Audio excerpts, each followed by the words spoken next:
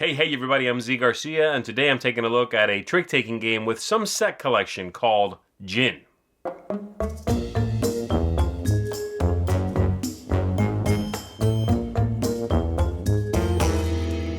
In this game, the players are going to be playing cards to the center of the table, winning tricks in pretty standard trick-taking form, but with a couple of twists on top of that.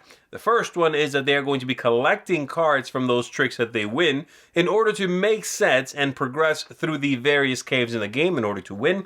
And the second is that they've got Djinn cards that lend their name to the game itself in order to throw some twists into the game, to break and bend the rules when they play those cards. Let me give you a look at how this works. We'll come on back after that, and I'll tell you what I think of it.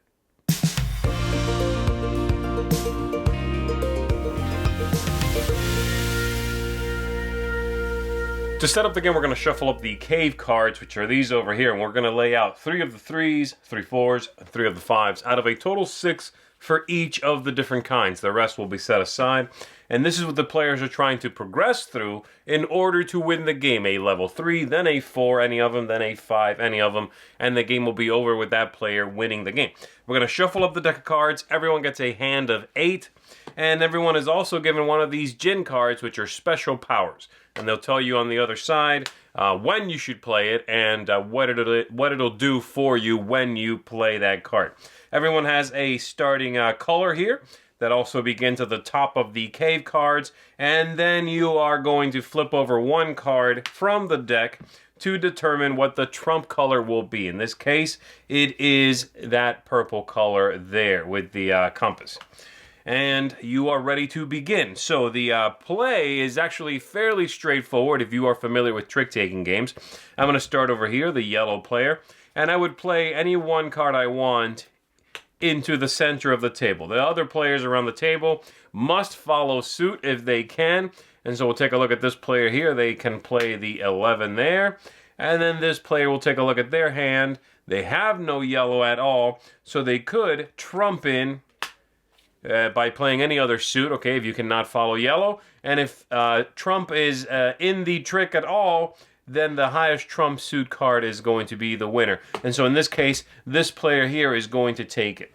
But what are you doing by taking all these tricks? How do you advance through these caves? Well, let me back up a little bit. Before you start playing cards, you should reveal the first 3 cards here in the level 3 caves. And they tell you how you'll advance through this stage.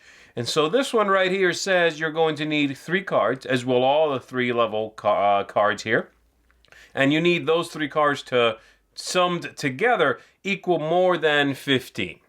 You have over here, this one says you'll need 3 cards of the same suit, same color. And here, you are going to need a pair of cards, and then a third whose value is lower than the pair. So say 2 7s and then a 5. That would do it. So this is what the players are going for. When you win a trick, as this player here, the green player, just did, you'll be keeping one of these cards. And so let's say they want to keep this 11. They'll put that in their score pile somewhere aside. I'll just leave it face up for now. The rest are discarded, and then that player leads a new card. And so they will play, say, that one. And then it's back to me. I will follow suit if I can, and indeed I can, with that 1. And then this player will play, and they have to follow suit. They might not want to, but that's the only card they've got. This player wins again. They'll take a look at their hand, and they are going to keep, the 9. And the rest are discarded. They won, so they lead once again. They'll play a 15 in green. I'll take a look at my hand. I've got some choices here, so I cannot possibly win. So I'll throw away the lowest one I can because I would like to win later on. This player is going to do the same thing. Once again, that player is going to keep a card, discard the rest. And this is going to continue until all 8 hands, all 8 tricks have been played. So let's say I won 2 of these, and these are the cards I kept. That player there, let's say they took 1 more, and they kept that card.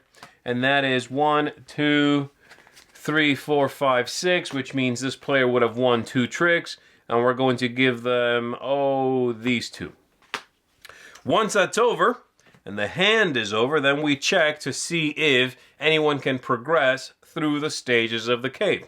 So, again, for the very first stage, you need 3 cards. So I know I can do it. I only took 2 of the tricks, and this player cannot do it. So this player is going to take a look at their taken trigs. They've got 4 cards, so they possibly can do it. And they'll see if they qualify for any of these. So 3 cards of the same color, didn't do that. This one here is a pair, and then another card that's lower. They did not do that. They don't have a pair. But this one they could do. 3 cards that sum more than 15. Well, that's pretty easy with this hand. So they're going to take this one. They'll take that one and that one. That's way more than 15. They'll discard those cards. They'll keep this one as a trick they took for possibly advancing later on. And they will move their token onto this card. At that moment, once everyone has had a chance to progress through the caves, then everyone who is in last place, whether it's a single player or more, gets a new Djinn card to help them out.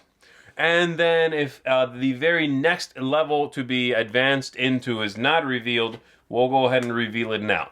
So this one, as you know, all of these take 4 cards, 4 of the same color. This one, all of them together must be less than 40, all 4 cards.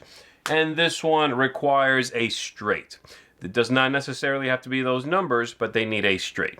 And then we are going to shuffle up the deck and play again the second hand, with players again attempting to acquire cards by winning tricks and advancing through these levels until they make it all the way to the end. And we declare a winner. I do want to mention that just because this player is sitting on this card does not mean they're limited to going down this column. They can go anywhere they want to. So if they manage to get a straight next time, they could advance to there. And that's largely it. So the only thing you haven't looked at yet are these Djinn cards. And so they'll have specific powers on them that allow you to change and bend the rules to your advantage. So let me read you a couple here. So this one says, you don't have to play the same color that was led this turn. You play this before you play a card into the center, and you don't have to play the same color. This one says, for this turn, the lowest valued card that matches the color led wins.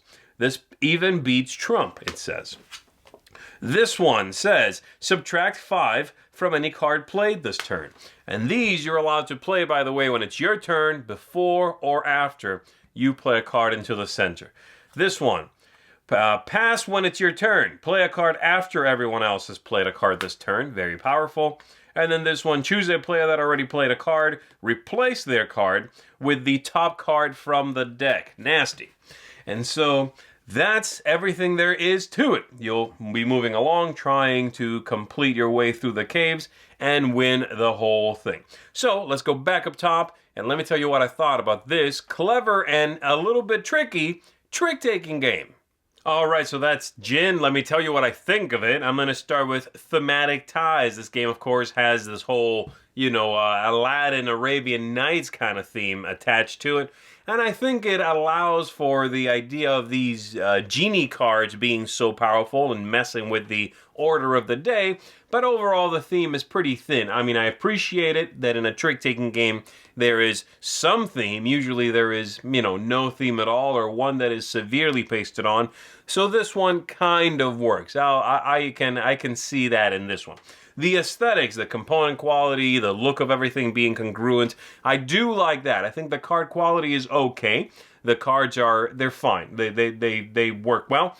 And the look of everything is very nice. Now, I'm not a big fan of the genie cards having 2 languages, and in fact, in the original game, they give you 2 sets of genie cards, a set that has 2 languages, another set that has 2 other languages. So I simply kept the one that has English as one of the 2 languages.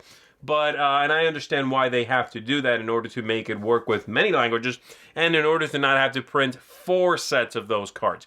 It's a minor nitpick, but I would have liked to have seen A, artwork on those cards, that would have been nice, and B, a single language allowing for that artwork. But again, I'm nitpicking. Everything else looks good and works well. The symbology on it is also very nice. The replayability, does the game scale well? The new things to discover and so on.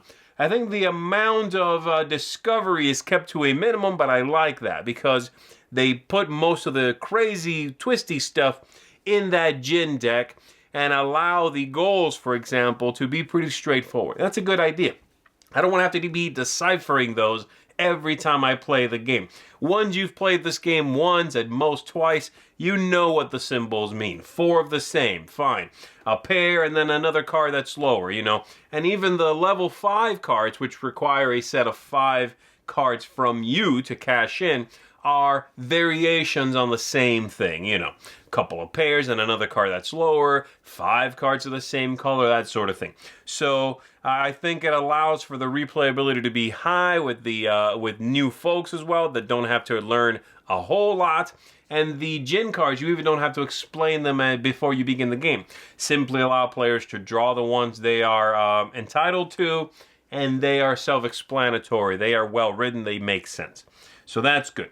The game length, is the game interesting the whole time? Does it outstay its welcome? I think this is one of those trick-taking games that manages to be a filling experience without outstaying its welcome through repetition. I find a lot of trick-taking games, unfortunately, fall into that camp, where to the point that I don't even want to play the whole thing sometimes. I'll play 10 hands, play to 300 points. Those can certainly outstay their welcome, unless you intend to make an evening out of that trick-taking game. This one manages to not be too long, but give you a feeling of progression and forward movement at all times. Even when you are doing badly, the game rewards you with those Djinn cards if you are falling behind, in order to allow you to feel powerful, and that's a good idea. So good game length here. Ease of play. Is the game fiddly? Are there any extraneous rules, anything like that? The trick-taking part is very straightforward. In fact, at first I was worried the game was going to feel too vanilla, but that's not how it came across. It came across as traditional with a twist. That's not a bad thing, because this is one I think I could teach to folks that have only played trick-taking games with a traditional deck of cards. And that's nice, because they'll, just have to learn, hey, you're doing this little set collection thing on top of it. And if you get one of these funky special cards, they're going to have some cool powers for you, so you can mess with what's going on. Very fun. And those cards are fun. They're well put together. They got neat powers on them, as you saw in a couple of the examples. So I like that. The game is easy to play. I have no problem with that. And then lastly, tactics and strategy, luck, things like that. I think there's the gameplay besides the Djinn cards is very straightforward, almost too straightforward, right? The trick-taking game part of it is, if you are familiar at all with trick-taking game, is almost on rails. And so that's one slight issue I have with it, where there's not a lot of twists in that part. You have one special card, maybe 2 special cards if you are falling behind, and that's going to let you mess with, one moment in one of the tricks, let's say. But overall, it's very easy to play this game quickly. Is that necessarily bad? No, again, especially for new players. But don't expect a lot of, mental heavy lifting in this one. And then the other thing is that those cards can be powerful, those Djinn cards. So you might have a feeling of a little bit of rubber banding, where the people falling behind are brought up to meet the folks pulling ahead quite a bit, So that's also something to be mindful of. But overall, it's well done. Overall, I find the game to be enjoyable, a good-looking trick-taking game, certainly not revolutionary, and definitely one that I would stick with for newer gamers to the genre as a whole. I think there are many better, more advanced, more engaging, more aha-producing trick-taking games out there. But if you're looking for one that gives you something that feels traditional with a twist on top, a feeling of modernization, if you would, then this is a good one. And therefore, I think I'm going to give Djinn a seal of approval. I would recommend it, again, if you are playing with folks who are not going to be picking it apart because they're so well-versed in trick-taking games. This is a good one for those folks, and so it might be a good one for you. Again, that is a seal of approval for Djinn. Check it out. Thanks for tuning in, and I'll see you next time. Thanks so much for watching the Dice Tower videos. Find more great videos and reviews, as well as our top-rated audio podcast at Dicetower.com. The Dice Tower is sponsored by Cool Stuff Inc., where you can find great games for great prices. Cool stuff in stock. Check them out at coolstuffinc.com.